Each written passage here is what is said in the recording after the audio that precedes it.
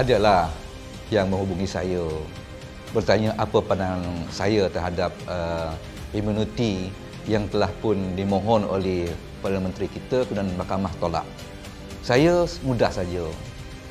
Kita kenal Datuk Seri Anwar Ibrahim adalah orang yang berani. Orang yang berani. Keberanian itu diungkapkan di kata-kata dia. Naga pun dia sanggup berhadapan, ini kan pula cicak mengkarung. Yes, itulah dia peribadi Datuk Seri Anwar Ibrahim. Sepatutnya pada pandang saya tak perlulah dia memohon imuniti. Hadapi dengan keberanian itu, masuk ke mahkamah, buktikan.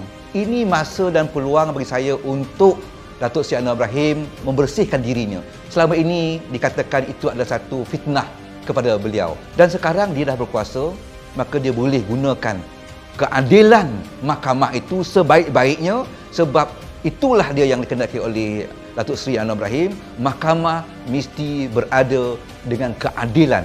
Negara ini negara hukum, maka negara hukum mesti adil. Inilah peluang Datuk Seri untuk membersihkan nama Datuk Seri tentang dikatakan fitnah kepada Datuk Seri sendiri. Bagi saya, teruskan Datuk Seri, tak perlu mohon imuniti, tak perlu rayuan lagi, terus cabar diri kita ke mahkamah, biar mahkamah menentukan. Sebab negara kita negara hukum dan keadilan mahkamah terjamin sebab sekarang Datuk Seri sebagai Perdana Menteri.